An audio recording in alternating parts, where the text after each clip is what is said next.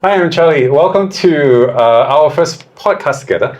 I hope we'll get to do a lot more, but we're going to talk a little bit about real estate today. I'm not sure if anyone is going to watch it, but we know that he's going to watch it, I'm going to watch it, so that's two. So we'll hope we'll get a third or fourth. Yeah. I'll send it to my wife and children. There's one way to get viewers. Very sad, but yeah, it's good enough. I think Rex will be receiving a copy as well, right? Yeah, a few of our other friends, we'll take them out for lunch. Yeah. Serious. Okay, what are we going to talk about? We're going to talk about the Q3 performance. We're going to talk about no commission agents. So there's something like for now, and then we can take it from there. Yeah. So Edison's a really experienced real estate agent. He's been around for a while, and he has his own TikTok. So he's garnered quite a number of views over the years. So I'm hoping that our collaboration can lead to more, and then it's a lot easier to do tapings when you're talking to someone as opposed to doing it by yourself. It's a very lonely affair. You and your microphone. It's quite boring. So okay. It's a lonely business as well, right? In real estate, because a lot of us are since COVID, we have set up our own home offices, or we have our own corners to do videos, and like you rightly mentioned, talking to yourself needs a whole new level of skill, right? All my life I've been doing sales, but I've been talking to human beings, and now COVID caused me to learn how to talk to the camera. Yeah, so that's something new we have learned. For you 6 months ago, and me about 2 years ago. It's a fun progress, I think. I'm having fun. Yeah, I think you are too. Yep. Your rabbit hole is deeper because of your love of photography and videography, whereas I'm just the iPhone guy. I go anywhere, I just point and shoot at myself. Mine's not for love of photography. Mine's an obsession. What the hell else am I going to do? There's only so much gardening you can do. Look at the garden behind. I really love this place. A little bit of sun, giving me the vitamin D as well. Yeah. We're shooting into the sun, so I hope it will blow out all the... I like it. I like the environment, and you chose yourself a very nice place to stay in. It looks really good. Yeah, it looks really, really good. I really like it. Yeah. So I should come here more often, right? You're more than welcome to. Thank you. Let's jump into this. Let's talk about something fun. Let's stop this and... So in 2023, end of Q3, the outlook was private sales were up 0.8%, HDB was down 1.3%, Singapore's September inflation rate was 3%, and the volume for resale dropped basically by 18%. What do you think, Edison? What do you think where the market is going to go to? How do you think, where you think it will land, and more importantly, what would be your investment strategy moving into this market? I think in the overall scheme of things, we can see that since volume has dropped and prices haven't dropped, right? That means that a lot of owners are still holding on to their high prices. And if they hold on to their high prices any longer, the likelihood is that there will be no buyers for them, lesser and lesser buyers for these high-priced homes. And eventually, some who are more urgent or desperate may want to reduce a little bit of their asking prices by Q4 or Q1 next year. That's how I see. Again, this is just a guess or a prediction. But next year's volume, one of the things contributing to the more inventory in the market and the price slump is also that there were this 2023 released a lot of brand new homes. A lot of people got the keys from this year, about 15,000 homes. Yeah. So, but next year and the year after that, the number of homes will be less, if I'm not wrong. Yeah. In fact, the numbers will be a lot less. So you think that prices will go up next year or not go up? Or where do you think prices are headed towards? If you are a landlord, if you're a homeowner, if you are thinking about selling your home or upgrading, when's a good time? I think that, like you rightly mentioned as well, there are a lot of new projects that just TOP this year. I mean, to name a few, you have Normanton Park with about 1,500 to 1,700 units. Yeah, then you have a Treasure at Bentleys, 2,200. Then you have Avenue South you have the Florence residences, and these are all the OCR projects that will take up a lot of the rental demand. That means people who used to wait for the new houses, right? Hey, my house is ready already. Hey, I can leave my rental tenancy away, and then I can go and move into my new houses. So that also is one of the signs that we see that the demand has fallen versus the supply, right? Yeah, and looking at all these things, I'm a tenant myself. So I signed my lease about 6 months ago. Now I will be like hitting myself, slapping myself. Hey, why couldn't you wait another 6 months? Now you go in, right? You don't have to pay 4,003. You can pay 3,008. You can offer 3,009. You may be able to get your house, at this kind of prices. So would it be better to take a position in the real estate market next year as opposed to this year? For us, in Singapore, there are two ways developers can get land, right? First one is through government land sale. You go and tender and bid for it. Second one, you go to en bloc like Mandarin Gardens and all these projects, old ones, and then try to buy over and then top up the lease and renew. So the government, I still have a bit of faith with the government. They manage the supply and demand as per their data lah. They have the data. Why? Because they know roughly how many new citizens they're going to bring in, right? They know how many new PRs they're going to give out, right? So using this information, they hopefully are able to find that fine balance between supply and demand and keep our real estate market very healthy lah, as per what our top leaders are saying right now. So what to answer your question, is it a good time, bad time? I don't think there's ever a good time. Some people like to say, hey, the best time to buy was yesterday. I think you still have to do some research lah. You need your agent to advise you properly with data. That is always the case. The biggest and only regret in real estate is always I should have bought more yesterday, or I should have bought yesterday. It's always yesterday. Yesterday was always the best time to purchase a flat. It's never tomorrow, but yesterday becomes very quickly today becomes very quickly yesterday, tomorrow. So yeah, true. Just like yourself, right? If you had bought something 20, 30 years ago versus if you buy something 10 years ago, the prices did jump quite a bit every 10 years. So here's a $64 million question for you. Wow. Okay. Why are you still a tenant then? I am a tenant because I bought a new project. I bought a new product. Which one did you buy? It's called Copper at Newton. So it's at Newton Food Centre, just opposite the Newton Food Centre. And why am I renting now? Because at that point of time, hasn't TOP'd yet. No, it's just TOP last week. So I've gotten the keys 1-2 weeks ago. Right. Doing the defect checks now. But then I realized that because I bought it at a very high risk period. It was the start of the COVID CCB the circuit breaker. Right. So no one knew what was going to happen in the next 1-2 years, and then I was very afraid as well. Everybody was afraid. And what if my income stops for the next 2 years? Can I still afford this house? So in the end, eventually bought a small unit that I don't think I can house my family in. Decided to rent it out. So if you have any potential tenants who want to live near ACS and SJI for their primary school needs, right? then I'm very happy to talk to them. Your strategy for moving into real estate is basically it's already TOP. You're not going to move into your current unit, but you're going to actually rent it out. Why? Yeah. The thing is, when I bought it, right, I saw the potential. Land bid was low. And then even though it was a 99-year GLS inside that freehold enclave, right, there were certain signs in my research, right, that showed that the 99-year condos could do as well as the freehold condos in that segment. How much did you pay for it in 2021? PSF was 2200 around there. And what is it? When was the last transacted price of the space? Now, maybe 2425. Yeah, around there. So your strategy is basically to rent it out for more money than you're paying rent.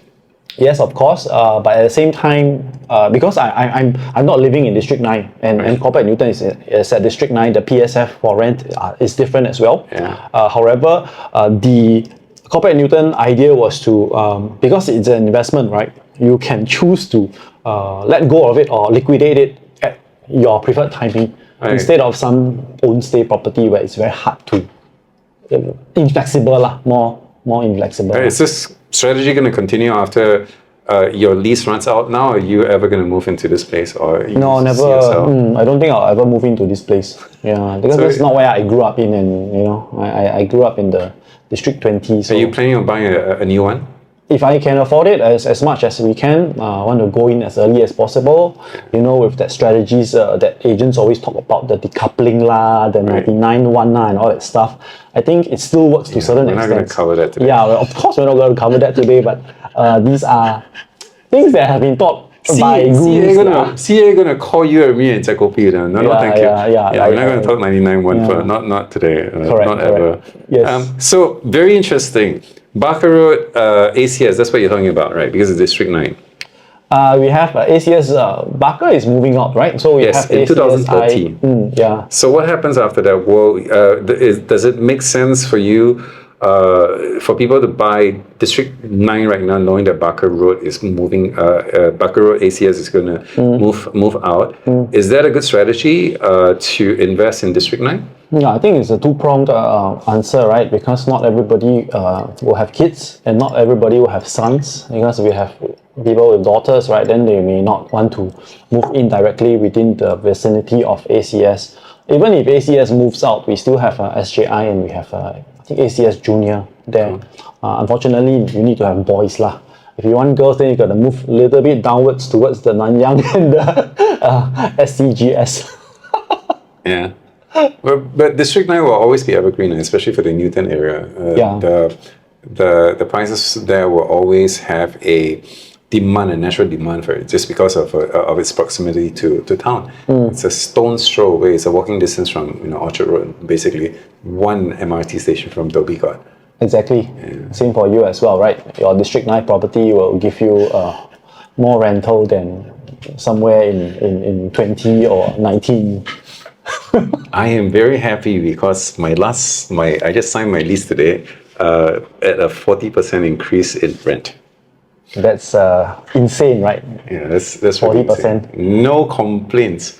Very, very happy with it. Super duper happy. And the wife also very happy, right? Everyone's happy. I'm happy. Yeah. So except for the tenant, they're also happy. Yeah. But they have no prior comparison. Is it the same tenant paying that 40% increase? No, it's a different tenant. Yeah. But right now, even like 40% is actually, it's like 15% below what my neighbors were asking. But I'm just thrilled that it's 40% above. You see. Yeah. And I kind of figured that the rental market will remain soft for the next couple of months, simply because so many units came online, i.e. Benton Park and so on and so forth. These came online, so I don't want to be in a position where I'm caught, with a hot potato on my hand, and it says, "Oh my goodness, everyone's rented out, and I've not rented out my place for 4 or 5 months." No, I say, get it out slightly lower. That's fine. Just get it out and put it out in the market. So the empty months that I would have spent on finding a tenant that will pay my price, when you amortize that over a 2-year rental period, it kind of pays off. Yeah. So 2024, 2025, so on paper, we're going to see a lot less people getting their keys in 2024 and 2025, simply because those were COVID years. So what I mean by that, 2021, 2022, the government released a lot less land because of COVID. They didn't know where it was going to go, whether it was going to stick around. So this year we had a bumper crop of very new projects all coming online because people were rushing and trying to get whatever was on hand to finish up as quickly as possible. So this year we saw an insane amount of real estate coming into the market, condos, people getting their keys. Yeah. But 2024 will be a different story. 2024, because they didn't sell a lot of land in 2021. In 2022 it slowed down. So we're going to see a lot less keys. But coupled with a fairly high interest rate, and possibly another 2 more rounds, at least what the Fed say may or may not happen, of increasing interest rates. How do you think next year's market is going to be? I think that just now I did talk a little bit about new citizens and the new PRs entering the market. Traditionally, if you talk, we have small talk around our friends, relatives, and circles, right?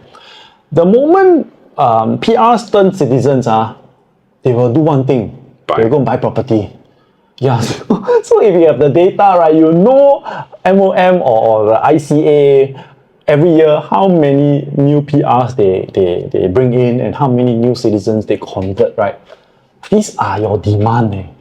Apart from all the natural how many million Singaporeans now? 3.8, 3.6 Singaporeans.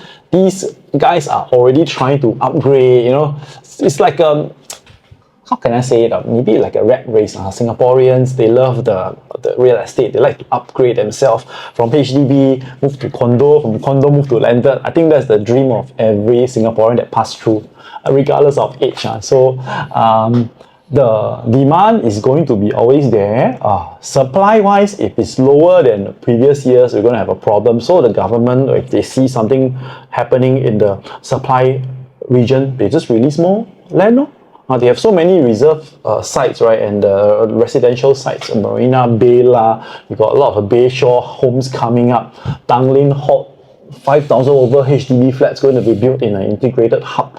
So I think it's going to be healthy and if you look around the world right now, chaotic, right? All these conflicts happening around. A lot of people actually value Singapore as a very safe haven. So a lot of people want to come in. Yeah, but 60% ABSD, sell.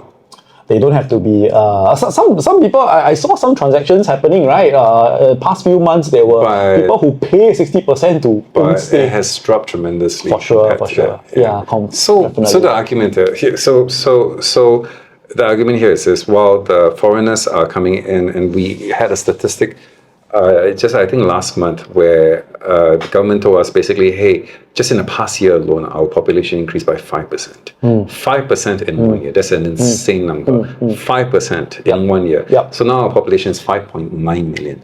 And a lot of them are, people on employment passes, and as well as newfound citizens, newly minted citizens. So the question here is this: most of the demand that drives demand basically is still locals. Agree that the foreigners will come in and prop the price up, but how about the locals? Will the price be propped up by only the foreigners, or the locals will also keep pushing demand and pushing the price up? Great point. I think around our circle of friends or my age, those people who not mine. People around my age, those who are applying for BTOs or their BTOs have just shift MOP periods. They are sitting on for the new flats. They're sitting on 300k for a 4-room flat. They're sitting on 500k profit, gross profit on a 5-room flat. So when they sell off their HDB, what do they do? The natural progression is they go and buy a private property. Then what kind of private property they buy? Typically speaking, agents out there or maybe my friends out there will look at new homes because they know that, hey, I built my first pot of gold on the HDB already. Hey, I go try my luck on my second pot of gold on the private, and most of the time this works quite well for a lot of them. So new homes, actually, new condos now, Treasure the Florence residences that just TOP. Actually, you look at them, right? A lot of them sold their HDB to enter these new projects. A lot of them are HDB upgraders. My observation and my experience, because I have buyers who bought Treasure. All of them are HDB upgraders. So basically, you're talking about the condo upgraders. We're not short of them. There will still be a large. There will be a large pool, especially these couple of years. There will be a lot of HDB reaching MOP. And especially this year, there was a huge bumper crop of people who reach MOP. Not all of them have sold, but they still have the option of selling it over the next couple of years. And you think that a lot of them will like, hey, let's go into a condo, because in the long run, condo makes a little bit more sense in at least keeping up with inflation, because HDB prices are kind of artificially kept low because the government needs to allow housing to be affordable for everyone. So, but that's another topic. We'll talk about that another time. Exactly. I think during lunch we talked about it as well.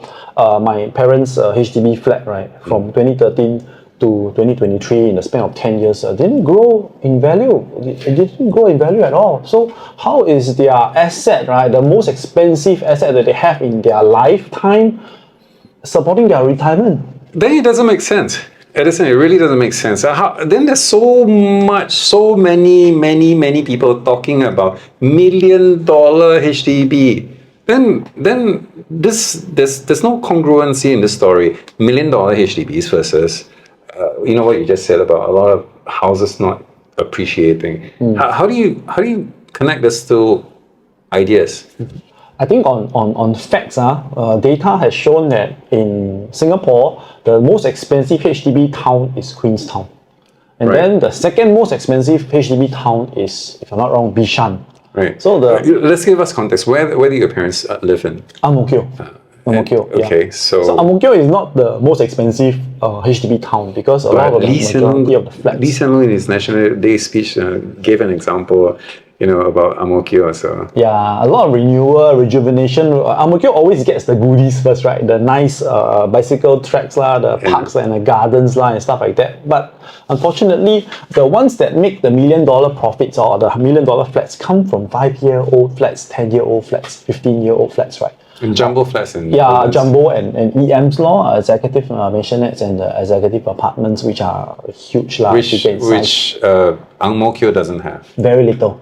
Yeah, so very little. Ang Mo Kio doesn't have that many $1 million flats. But actually, in fact, every town has $1 million flats already. Now you can see. Yishun also has a $1 million flat because it's what do you call that? The conjoined apartments, right? 2 units join together, merge together, and they sell it as one. So eventually, eventually, okay you can buy those flats, but make sure you can hold it long, or you must have alternative investment If not, then how is this going to support your retirement? This type of flats. Yeah, HDB is a little bit difficult to retire. Now, we had this conversation earlier at lunch, and we can talk about it later on. Yeah. Okay. Hey, but Charlie, how about, I think we've known each other for a couple of weeks already. Right. Share with me, if you don't mind, your investment strategies when it comes to real estate, because I had an idea it's going to be very good content. I'm not sure about that.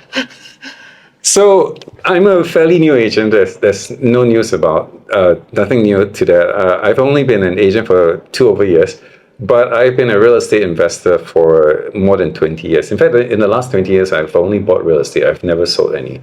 I've kept buying. But usually when I had some extra spare cash, I'll put it away and I started, purchasing.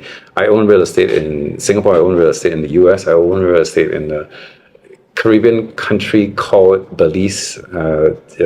So that's, I'm not sure if it's still there, but. But it's been something which I enjoyed. And one of the interesting thing about my investment strategy was this: I knew it as an instinct. I didn't understand the numbers in the past, so I knew that everybody for thousands and thousands of years have built wealth, tremendous amount of wealth on real estate. So okay, must buy.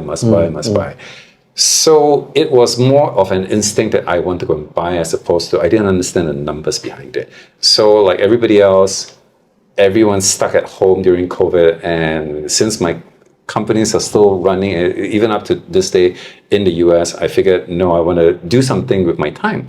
And so I spent a lot of time doing a lot of research and understanding real estate, because I wanted to grow my own portfolio and make it even bigger, because I don't want to start another company. It's too tiring.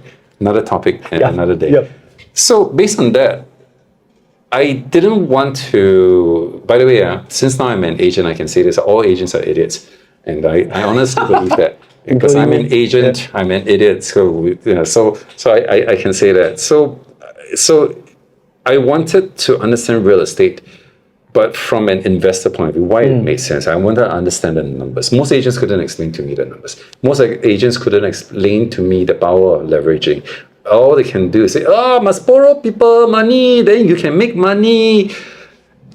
But it couldn't give me the math behind it. And me being who I am, I wanted to know the math. I wanted to know to the decimal point. I wanted to know how you calculate the cents behind it. I wanted to know, hey, if the market go up 2%, what's my portfolio going to look like? Go down 2%, how is it going to look like? And what is the power of leveraging and so on and so forth.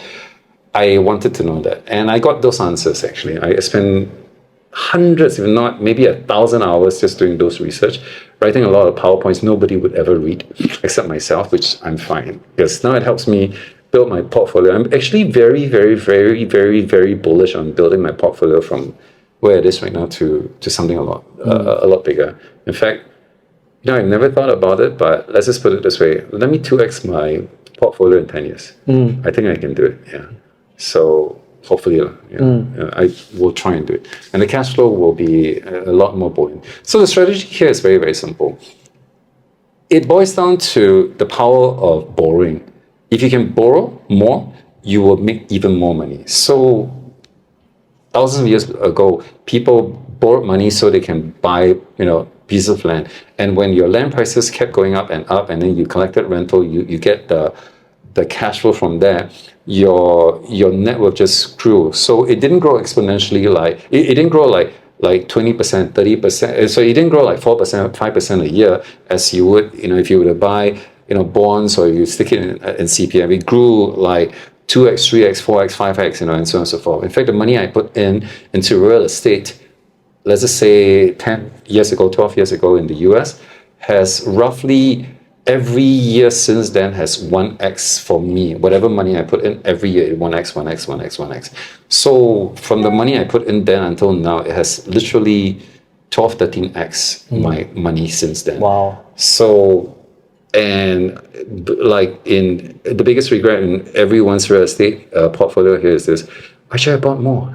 Yeah. So what about the agents out there that say, hey, you should pay out your loan as fast as possible? What do you have to say about Those that? are idiots.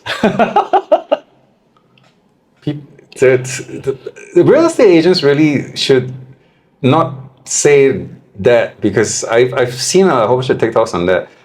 And I am so concerned when people say that, because in order to get financial freedom, in order to have some financial stability in life, you really need to understand why it makes sense for you to borrow cleverly and not just borrow just for the sake of borrowing. Now, going to a loan shop, borrowing, that's a terrible idea. Borrowing to go and buy a bag, that's a terrible idea. Borrowing to buy your stupid COE, that's an even worse idea.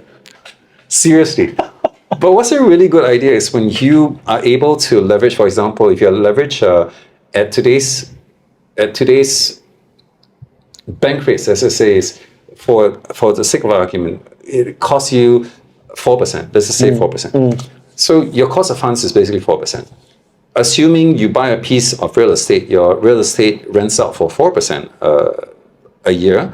That's your rental yield, and then your capital gains is roughly 4%. And these are very easy numbers to hit in Singapore. If it's not difficult to find properties that can give you 4% rental yield and 4% capital gains. So technically speaking, your cost of funds is 4%. Your what you make from this property is 8%. So you would net 4 from here. Yeah. So you would net 4 from here from the amount of money that you borrow. So if you borrow $3 million, you net an extra 4% of that $3 million. So it's like no-brainer law, so easy to make money law. And this, and what even becomes even more scary is this: is compound. 笑掉咯 is B tongue after 7-8 years. You look at your amount of money you make and it extrapolates. And when you look at your initial funds capital, i.e. your punzi, your base funds, if you have 25% amount, that's your capital, you take this and you deploy into real estate. If you were to look at the numbers, you're literally making roughly around 20% of whatever money you have. So if you leave this amount of money in CPF, you make 2.5, 2.6%, or whatever the number is. But if you were to take this and deploy into real estate, you make 20% off of that and compound. Exactly. Exactly. So how about, very curious to know this, because you're an international investor, how does strength of any country's currency play a part in your decision making? Which country should I buy? Like if you buy US real estate, you buying in US dollars, you use US dollars to pay, you sell also get US dollars back. In Singapore, you use Singapore dollars, obviously. So how does that help you in your decision making, or it turns you off? None whatsoever. I don't care about the strength of the currency fluctuations. Currency fluctuations doesn't bother me at all. And the reason for this is very, very simple. Because if it fluctuates 5% this way, it fluctuates 5% that way, I don't care. I do care if you were to buy a piece of property, let's just say in Cape Town, in Durban, in Johannesburg, in South Africa. Because their currency depreciates 6x. Yep. So that's insane. So whatever you pay today, it decreases 6x. Yep. So those kind of places stay away 100% from. But if you depreciate roughly around where the Singapore currency is, and we know that the government has a international policy where we don't want to deviate too much away from the US dollar, we have a basket of currency that mitigates that.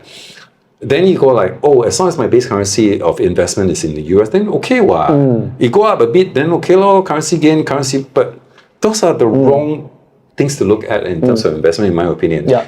The things that you really look at is two things: the ability to borrow and your ability to pay. Nothing else. If the country that you want to buy in, you can get loans for it, faster go and buy as many as you can. Your ability to borrow is there. Confirm go and buy. Correct. The next thing, ability to pay, i.e. your cash flow. Yeah. Your rental yield versus what your payout. If that number makes sense to you, then go and buy. Because the rest is easy. What the Americans say, location, true to some extent. But in my opinion, the two numbers that are serious, you go look at Grant Cardone, you go and look at all the this guy, Graham Potter, very good YouTuber. I love his channel. They don't talk about location. None of them talk about that. They only talk about basically, hey, how much money I can borrow, and as long as you can lend me this amount of money, I'll go and buy as many real estate as possible. As long as those numbers make sense. Richard Kawasaki is also a huge advocate of that. What is your investment strategy? For me, I think, like I said, I'm not as established as you, right? But I know that... Cannot compare. Yeah, of course, yeah. I'm way older than you, so I'm a lot closer to the grave. So if I may go back to that topic just now, because your strategy is not selling, you don't flip, because some of the gurus out there want ask you to flip your properties every 3, 5, 7 years to make that kind of thing. But if you don't flip, then currency fluctuations don't affect you that much, or rather at all, right? Okay, cool. Yeah. Okay. So the currency doesn't bother me because I know the US dollar will track very closely to the Sing dollar. It has been so for 15, 20 years. Yep. It will probably continue to do so. If you were to throw in external factors like the potential war, this and that, I'm like, if there's war, all of us die. We're all turned into zombies. There's nothing you can do about that. Yeah. So assuming that we don't go into an apocalypse, it's a non-event. Correct.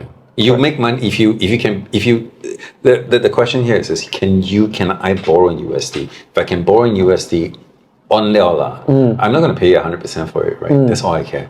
If my cost of funds is cheaper, if I were to borrow Sing dollars and I can convert it into US dollar, then there might be a possibility, but then I will be exposed to currency fluctuation. But if I borrow in USD and I buy in USD, I don't care. Yeah, correct.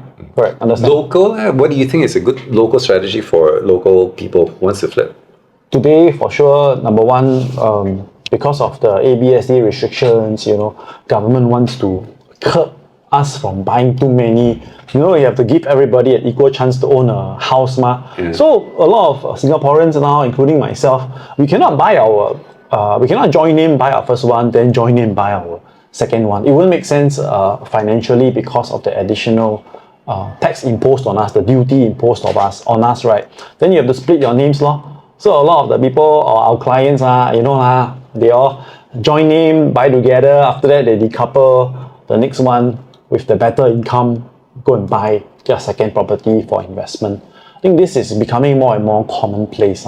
But the caveat is obviously you need to have both working and you need to have income lah. And the reason why people decouple and the reason why people buy two properties is simply because of their ability to borrow becomes a lot bigger when it's two as opposed to one. So if you buy one, you might not max out your loan, and it gives you, you buy two properties. One you live in, and one will be income generating, and that's the big word over here. It generates income for you. You buy one property, you don't generate income from that. You only can hope for capital appreciation. In Warren Buffett's words, he doesn't believe in real estate because it's not income generating. There's nobody that goes out there to make money for you. So he doesn't like real estate, even though he's bought a whole bunch of real estate property portfolio, but it's not on physical buildings itself. It's on businesses, service businesses. Yep. So that's why people want to decouple. That's why people want to buy separately as husband and wife. In terms of Singapore, real estate, would I be wrong to say that? Yeah, I think it's correct. They want to maximize their loan, but at the same time, Singaporeans being cautious, sometimes they don't want to stretch it all the way to the maximum of their TDSR capabilities lah.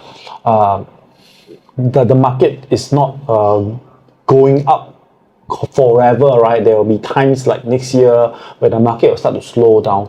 So Singaporeans are going to be cautious as well. There's been retrenchments going on through companies or MNCs in Singapore as well. So we are going through a rough patch now, but we will see what happens next year lah. Because with a lot of conflicts around the world right now lah. Okay, so if you were making $8,000 a month right now, if you're single, if you are 35 years old, you don't own a real estate, you still live with your mom, and your mom is driving you nuts. Forget that part, but she is. But you want to take care of yourself. How would Edison invest? How would Edison enter the real estate market, or would you enter the real estate market to begin with? $8,000 a month at 35 years old. Would I be married? No, I was single. Let's assume single. So the reason why I chose 35 is because it gives you the HDB option as well. So that's why I picked 35. 35 also gives you the 30-year loan tenure, right? Sweet spot. Yeah, just the perfect sweet spot, right? If I could turn back the time, hands of clock, hands of time, I go back to 35 years old. I was saving up, for my first property, and I knew I wanted to save as much as possible to buy a condo. And then that time, my target at time was that happened during my era lah, not your era, but my era was J Gateway. J Gateway 2012, 2013. If you look at J Gateway today, I think we roughly will know what the PSF of the recent market is. I think it's about 1,900 PSF to 2,000 PSF. In 2013, you would have bought it at 1,005, 1,004? If I'm not wrong, I cannot remember because I was saving very hard for it. I sold my car. I didn't want to drive a sports car anymore. I downgraded into a boxy Hyundai just because I wanted to save the money. Then I don't know lah, fate happened and whatever, got married, and then all the dreams and the plans all went to hell. Smoke of hell and everything, and then eventually settled down with a HDB, which was a wrong financial move, but it was a needs-based decision. Why was it wrong? Okay, think about it now. I bought that HDB flat at $475,000. 470 over 1,000. 2015. 470 over 1,000. Okay. 5 years later, MOP, hand itchy, everywhere itchy. Hey, want to sell? Sell. MOP, sell. Lost 50K. You on the value. I sold for 50K lost gross. 50 over 1,000 lost. And then where was this? Yeah, this was 2021. No, where was your HDB? Ang Mo Kio. Oh. Yeah, so you think that, hey, Ang Mo Kio, best town, everything the best, but it's all about the timing. Timing wrong, you're going to let go, then you lose money. Yeah. So would it have been better if you had stayed on into the market, and if you were to sell the property today in today's market, you make a ton more money? Not really. The flats were aging. So these old flats don't shoot up like that. Yeah. So if I didn't get married, if I didn't get settled down, I went into J Gateway. Today I'll be sitting on my first pot of gold. So the advice would be not to buy HDB or not to get married. Generally speaking, if you can, go for private in your first home lah. Unless you get the BTO, everybody who gets a BTO today say bitang lah, bitang. Hey, also makes sense BTO, anybody who gets it today sell also 200k, 300k profit. Yeah, that's how Singapore works lah at this moment. What I can say. You didn't answer the question. Yeah. How about your journey in Singapore? Not the Silicon Valley and not the Bentleys. How was your journey in Singapore real estate? Journey was a little different. My time was a little different. In the 90s, when you bought something, HDB, you make a lot of money. I didn't really concentrate on Singapore's real estate, and I regret it. I stretched myself out. I did everything right, but I didn't understand the power of leveraging and what it meant. I spent whatever money I had after that, whatever excess cash I had, onto other investments, building companies, which most of the time you end up just feeding your employees. And I made millions and I lost millions. So easy come and easy go. But real estate was the one sure thing that whatever I put inside, it kept growing. So that's why I became a real estate agent. I wanted to understand the numbers. And I do right now. I really understand the numbers. After thousands of hours of research, holy shit, I understand the numbers. I know how to crunch the numbers. I know what it means to invest. And I want to be a lot more aggressive in the next 10 years now. So that's my personal journey, not just for TikTok, but for to grow.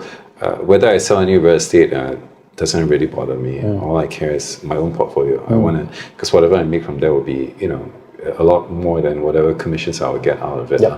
I've also got my license to practice real estate in the US, which is really damn cool because the opportunities are insane. I mean, we're talking about rental yield of like 16%, 20%, depending on where you go. Your cash flow is insane. Your cash flow is as much as 70, 80%. Really, the amount of opportunities is insane. I want to ask you something before we jump into the US one. The Singapore one that you said you want to be very much more aggressive in the future. Does the Singapore policy or the government policies allow Singaporeans to be aggressive in their real estate strategies? In your opinion, what do you think? Hell no. They want to stifle, right? They don't want. It's not they want to stifle. We have a basic problem. Our basic problem is this. Our basic problem is that we don't have enough land. We don't have enough places for people to live in, and we need housing for the mass. If we don't house them, then we're going to have a massive problem. So the government, they're not doing it wrong, but because of that, because of keeping prices artificially low, you have another problem. You are not able to build significant assets on housing. So whether it's now an asset is very debatable. Whether it can be used, whether you can access this asset base later on in life. If you had invested like 15 years ago, before 2012, where there wasn't an ABSD thing, then you would be sitting on an amazing amount of money right now. But in today's market, if you want to be super aggressive, you are very, very restricted. So for example, let me give you a wonderful example. In the past, people bought, the rich just kept buying a lot of real estate. So when you bought a lot of real estate, it drove price up. And the people who actually needed a place to live in weren't able to buy. So you have the problem of the rich people buying a whole bunch of real estate, and so they become richer and richer and richer, and the common man not being able to buy more because they simply couldn't afford it. They couldn't even get off the getting the first one in. So then they came in and says, no, we cannot allow this anymore. Now we have to have ABSD. So we put in an ABSD. We stop you from buying too many, but at first we put the ABSD not so high, then we make it very affordable. Okay lah, 7%, not so jialat. But over the years, then you see that number grow, from so on and so forth. And right now, your second house is 20%. So now if you're going to buy a house and you go like, holy shit, if I buy a house right now and my second house right now, I put in 25%, if I assuming I can get 75% loan, if I put in 25%, on the first day, I lose 20%. I lose 20%. I mean, you have to wrap your mind around it. That I put 250,000 on day one, I lose 200,000. That's a big number. That means to say now I only have, technically speaking, 50,000 of punci within a capital play. So it doesn't make sense from an investment point of view. So Singapore a bit hard. But then here's another interesting thing. The government knows about decoupling, meaning to say like, hey, we want to stifle you from buying a whole bunch of properties, but we still allow you to buy two, technically speaking, because they haven't talked about, they know about decoupling. Everybody is doing it, husband buy wife, husband buy one, wife buy one. They know about it, but they allow it. The question is, are they going to allow it forever? Or they say, oh no, if you're a family unit, you can only buy one. Okay, if you're a family unit, you can only buy one. You're going to have, your divorce rate is going to go through. Yeah, everyone's going to, like in China, you got 假结婚, that kind of stuff. So we're going to go into a whole different social problem. But they know this particular loophole, and they're allowing people to do it. I mean, let's be honest. There's no way of getting one up on our government. Not in Singapore. Tang kuku, not going to happen. So you have the government knows this and it's allowing it, and it's allowing people to build on that. So yeah. If you don't have two houses in your household, faster go and buy a second one. For residential, faster go and buy a second one. Go and decouple, make sure your husband buy one, husband buy one, wife buy one. That's how you build wealth. It's going to be very difficult to build generational wealth, but it's going to at least help you through your latter on your latter years in life. So that much I think is pretty obvious. Yeah. What do you think about that? Yeah, I think you are right. I never thought of that before, about government thinking about, hey, now I want a private property. I also want to restrict. One family nucleus can only buy one. Then it creates social problem, like you said, the divorce, 假离婚, and all this stuff. Hey, it's very real. You need to think about real, it. Right? Yeah, people just do that. Do you think they don't know about people decoupling?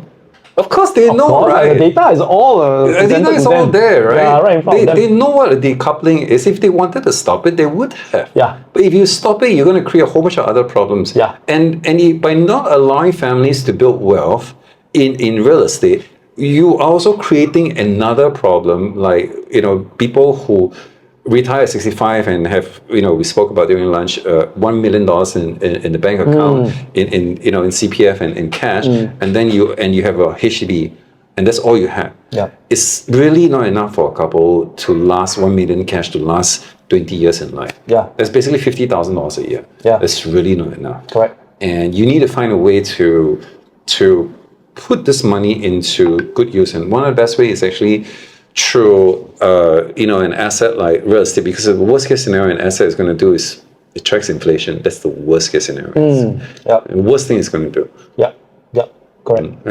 That's not even looking at the amount of cash flow that it will bring, for you later on.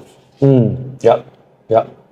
Successful agents who wear designer clothes, luxury watches, fancy sports car, have TikTok videos of unboxing their new Hermes bags.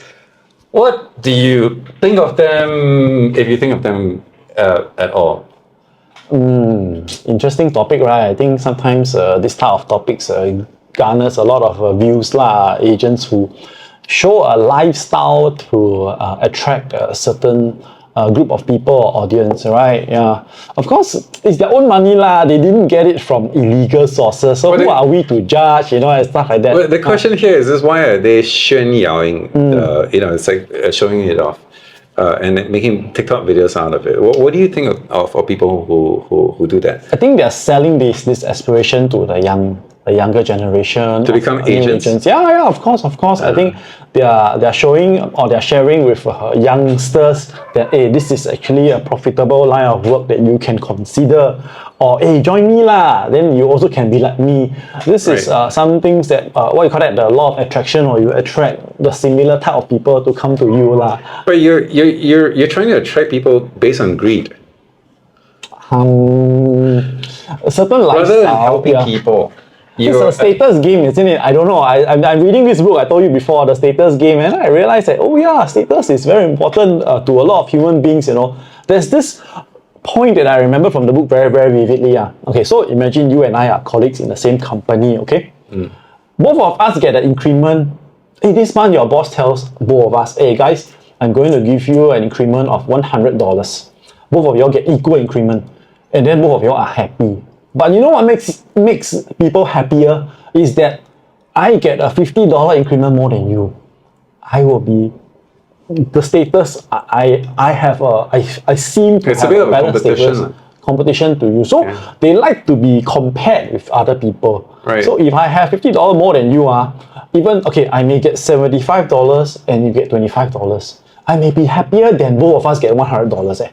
This is the study done by the author, which I thought was very enlightening or very interesting, that status plays a part in people's happiness and not the absolute dollar that you earn per month. Well, Maslow basically put this on his hierarchy of needs. He calls it self-actualization. So he puts it, I think, level 4, level 5, pretty All the high way to up the top, there. right? Yeah, I think all the way to the top. Yeah. So you provide your basically your 柴米油盐, your basic necessity, your shelter, and so on and so forth. One of the other necessities of human wants is basically you need to be accepted by your peers. But to show off, luxury watches and sports cars and posting them online, you haven't say yes or no. So it's okay. I think to me the short answer is yes lah. They can do whatever they want with their money. But looking at you and me, we have no hood designer on our bodies. You know that our quan or our pattern is not like that lah. Especially for yourself, with your established portfolio and stuff like that. Do you need to buy a Ferrari to show off to your clients? I think maybe, may I ask you this question? No, I have no interest whatsoever. Yeah. Seriously, no desire whatsoever. Yeah. I know a lot of billionaires and they are super detailed. The strange thing is, I know I got friends who are worth 50, 80, 100, 80 mil, 100 mil, and they don't even drive. And they say, no, I just Uber around. I know a couple of billionaires who are, you look at them, you think they're poor, you probably want to go up to them and give them a dollar or two. Seriously, and they're super, super duper detailed. And the reason why I meet a lot of them is because I see them in Silicon Valley. I met the founder, one of the founders for LinkedIn. He's worth like, I don't know how many B, but he was such a, just t-shirt and jeans kind of guy. Yeah. Not showy at all. And when you were talking about stuff, he just kept asking, questions about things. The insatiable desire to want to learn is insane. These smart people, if these successful people, if anything they want to do is they want to learn. This billionaire once, my friend asked me, he says, hey, are you free to meet this guy? I said, why? He says, oh, because he wants to talk to you about investing in a company. I said, yeah, I'm not free this weekend. And then she was a little upset when I said I wasn't free. And when asked me why, because I said I'm going camping. And he said, can you not go camping this weekend? I said, it's just another billionaire, who cares? He's not going to give me any money. I'll be lucky if he bought me a cup of a cup of coffee at Starbucks. So what with meeting billionaires? I much rather go camping. So I met him and he was very super humble. He kept asking me about the industry, the baby products industry, asking me this, that, and I thoroughly enjoyed our conversation because we were sharing information back and forth. And yeah. Okay, so the follow-up question, right, with regards to whatever you said just now. So how about the real estate agents in Silicon Valley? Do the top performers or what, they tend to, They drive do. the Ferraris Some and of the them, Lamborghinis, some yeah. of them do. They go and they are a little bit showy. I'm gonna answer this and see if Huttons will make me check copy. And hey, come, Charlie, come now. I want to talk to you. I think that people who show off their bags and their cars and their watches, sibei bo liao. Really bo liao. Why? Because just, dude, you make 1-2 mil a year. You live like you live like, you know, the way you show in your tuxedo and like, oh, I'm super fancy and all that. Come on, seriously. Mark Zuckerberg, he doesn't, you know, he doesn't live like that. He doesn't pose like that. Steve Jobs, for the longest time, drove his very, very old Mercedes to the office. Even his low-ranking engineers drove better cars than him. Yeah. Warren Buffett drives his Cadillac of 40-something years old. They were begging him to change. He refused to change. He says, no, this one works fine. I'm going to drive this. And like one time, this Jeff Bezos was asked, hey, your company is now worth billions and you are worth billions. And he says, yeah. And the interviewer asked him, so what the hell is up with this Honda Civic you're driving? He was like, it's a good car. And he was driving a 10-year-old Honda Civic. Okay. So, and these people have a lot to show up, but they don't. You know, they basically don't. They have other things that they want to do in life, i.e. like Elon Musk. He wants to change the world. You know, if anything, they want to sit down and they want to argue with you how best to put all these resources into what better cause you can do for society, what better technologies you can build for them, what nicer, you know, how can you 贡献 to other people's lives, you know, to the life around you. That was more of a concern to these people. They didn't give a shit about showing off their, you know, like super expensive, you know, wild naked parties or, you know, with models here and there. You don't see Elon Musk doing that. Yep. You don't see Jeff Bezos doing it. I mean, you will see them at some red carpet event once in a while, but they don't talk about that. They talk about changing the world and talk about making the world a better place. So I think there's a lesson to be learned there. Yep. If they were to buy something nice, we don't even know what the hell they do. So, you know, what kind of stuff they buy. But we do know that you know, for people like Warren Buffett, every day he eats his Omaha steaks, you know, he has one steak and then he has his Coca-Cola and that's his meal and he's very, very happy with it. And he's 90-something years old and he doesn't, you know, fly out to the south of France and then sit down there and say, I got a little, today is a very good day, I'm going to have a little bit of escargot, and maybe a 1989 Chateau Mouton, or whatever shit, you know. So, I like the accent. Yeah, it's they don't do stuff like that. So I think we as a society we still have some ways to go.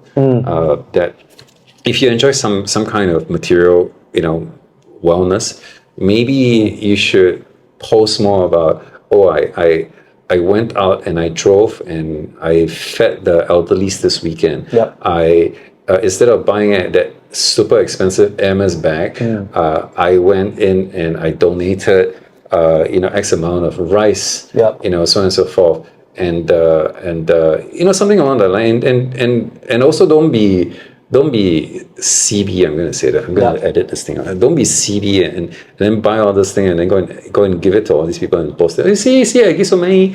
Come on, this is so not cool. You know, try and give back something to society. So that's what I don't agree with people who are showy. Yeah, me too. Yeah, but sometimes these people garner views, right? How do you explain that? What do you think? Is it a psychology thing or what? People watch. What do views do? What do views do? Views basically feed somebody's ego, right? Yeah. It doesn't really bring any value to the person. So two kinds of people. One is an exhibitionist. The other is a voyeurist. So a voyeurist is somebody who constantly want to see what the exhibition is. So you got these two people, you know, that is married and happy. Feed off each other, is it? Yeah. Yeah, one person I like to share, Yeah. the other person I want to live in your shoes.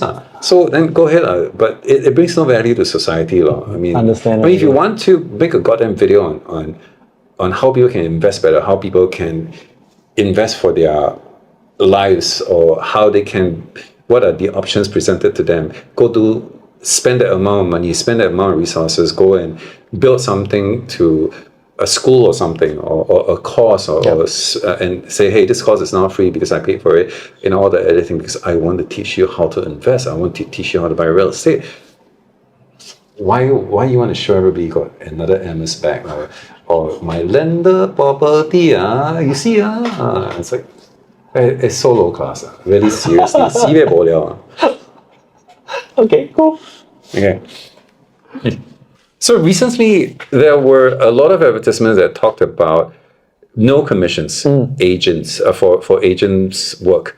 And there were a lot of advertisements that say only 1%, stuff like that.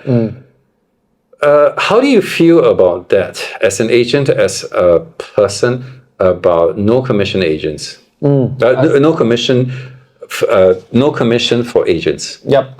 I think I have a lot to say about that. Now, obviously, there are different concepts around at play here. The first one I want to bring about is the three words. Fast, cheap, and good. Fast, cheap, and good. If you want a fast job, it will not be cheap. You want a fast and good job, it will not be cheap, right? If you want a cheap and fast job, it will not be good. So you get the gist lah. So if somebody comes to you and says that, hey, I'm going to do something for you, and it's for free, right? You got to really, really consider very hard if the quality or the speed is going to match your expectations. So this is the first thing I want to say. Second thing I want to say is that, hey, then these guys who are advertising, no need marketing costs, man. The advertisement money come from where? It has to come from somewhere, right? Is it from a VC, or is it from some fund, somebody in the back end that's supporting them, right? And eventually, are they targeting an exit or what? We don't know that lah. So these are the two things that come up from my mind on instinct. How about you? I think it's the most stupid thing ever, because my motivations of being in the real estate industry is not about making a ton of money. It's not about buying a sports car or an Hermes bag.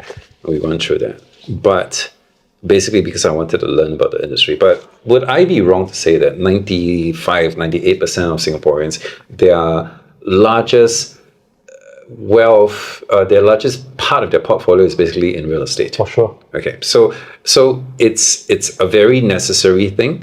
It's also a very important thing in almost everyone's life in Singapore. Would I be wrong to say that? 100%. So if we wanted ministers in this country, do you think it'd be a good idea to go out on the street and then find the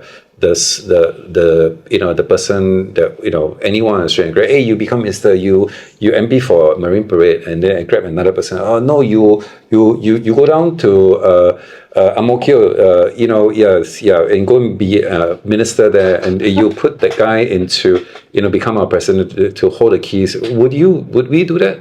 Of course not. Of course not. And in fact, Lee Kuan Yew is basically saying that we need to pay top dollar to get the smartest, the best people into governments, right?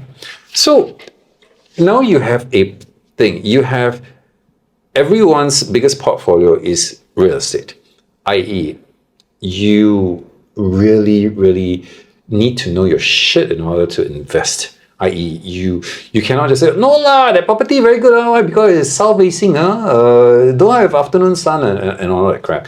You want that agent, or you want that agent that says, look, this is a really good property because the numbers make sense. And the numbers make sense, this, that. And if we draw and we go this, we go that, and basically tell you, a whole bunch of stuff that it's a good bet.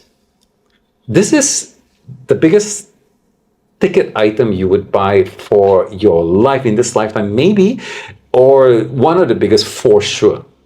So you rather a person who comes in, a guy whom you just pull off the streets, who basically say, can the color very good and the facing very good. You want a guy to give you an idea of whether you should invest in this, or you want a guy who says, hey, look, dude, I've gone through 20 years of data and blah blah blah blah. I've gone through. I've done the modeling for you, and this is what I think. That guy would have spent years and years and years and years of time in school, and he would spend thousands of hours understanding his craft.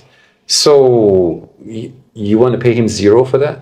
Because if you pay zero, all the smart people won't come into the industry. All the smart people will go to other industries. They would become computerists, they would become technologists, because those are the ones that will pay the most money. They would want to compete amongst each other to become the best, so they can become ministers, lawyers. Maybe not lawyers. I'm not a fan of them.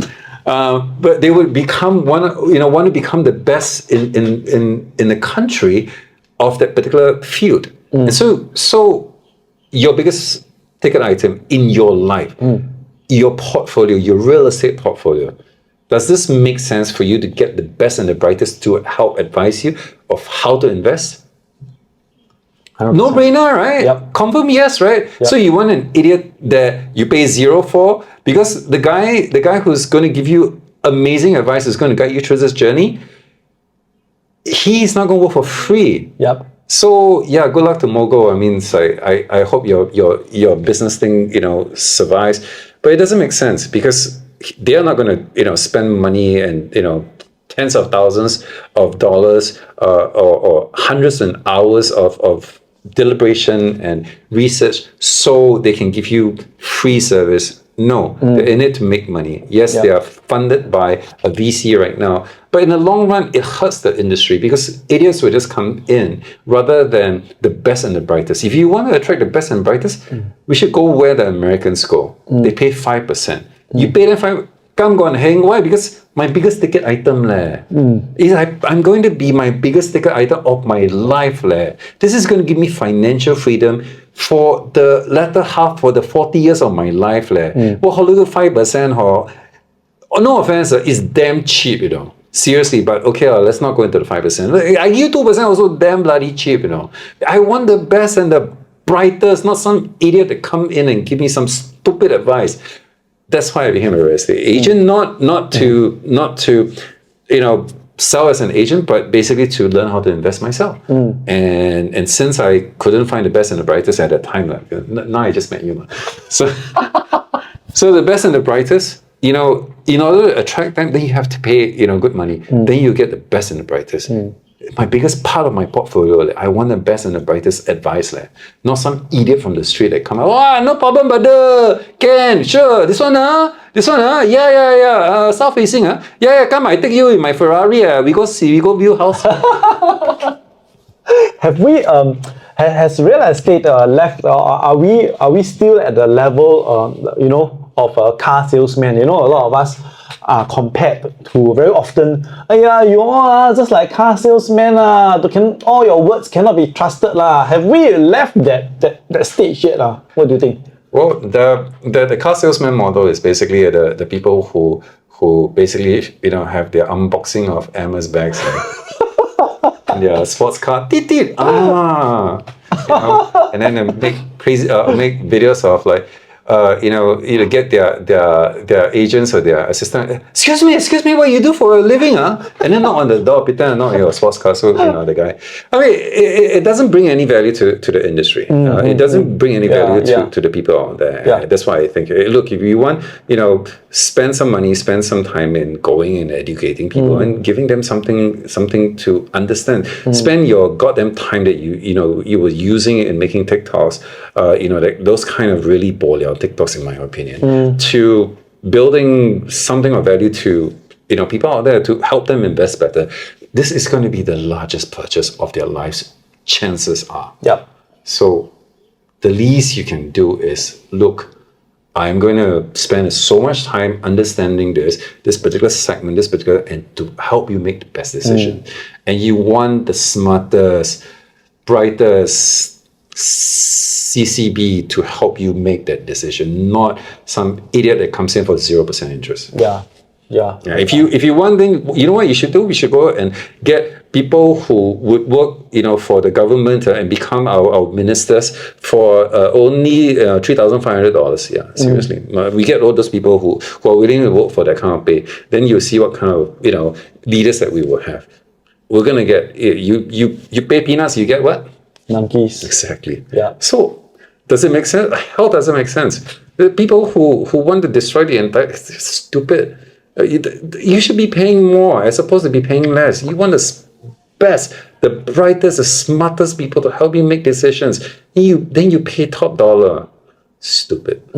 Yeah, we don't doubt, or rather, I don't doubt that this industry or this real estate agent industry is very competitive. We have about 30,000 licensed real estate agents in this small, 64 square kilometer island, right? Yeah.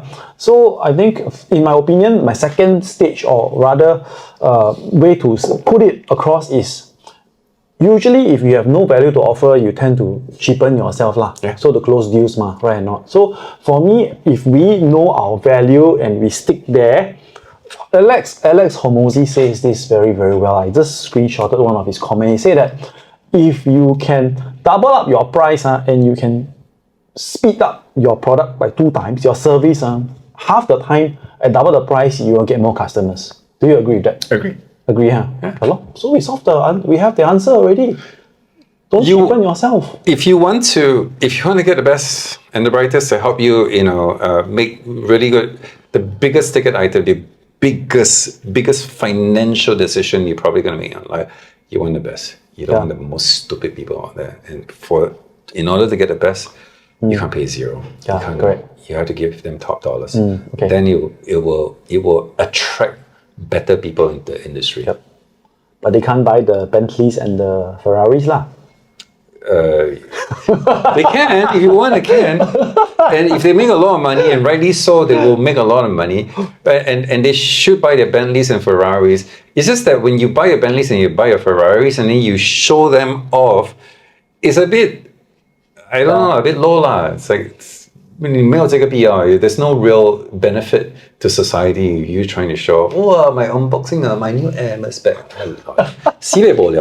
Really, it's like really Girls like to see Yeah lah. Then you plant this kind of seed. You will sow that. Then crop lah. And it's not girls. Okay, it's only Singaporeans and it will come to you. Correct. I don't know. My I guess. haven't done the research. I've never done this before. That's my guess. So only the Thailanders will come to you. Yeah, because you sow what you reap what you sow. Yeah. Yeah, and if you sow that kind of seeds, then you will get that kind of people who are just out there just for the money. Yeah, and you won't get the best and the brightest. Understand. How about your view of this, the 1% selling commission? Do you think this is sustainable? I think you have been a business owner for many, many years. You know the sums and you have been in real estate as well. So you see, you know how to calculate, right? Are these businesses sustainable or not? It's not a question of whether it's sustainable. You look at the property prices for HDB, 1%, 500,000-600,000. Okay, let's just say you transact a HDB at 600,000. You pay 1%. That's $6,000. Assuming $6,000 goes directly into one agent. Yeah. This agent does 20, 30, 40 viewings for you, and over a period of 6 weeks.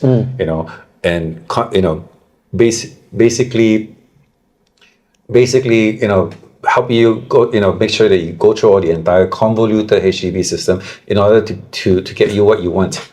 And then after you finish that, he gets $6,000, assuming those are the numbers. So $6,000 in today's world, if an agent can make $6,000 doing that, let's just say he closes one deal a month, he does that and go like, but 6,000 only. But if I were to become a computer programmer, I would be selling my my pay would be. My starting pay already, 9,000, 10,000. If I have stock options, I'll go all the way up to 15, 20. And after a couple of years in the industry, I'll be making 20.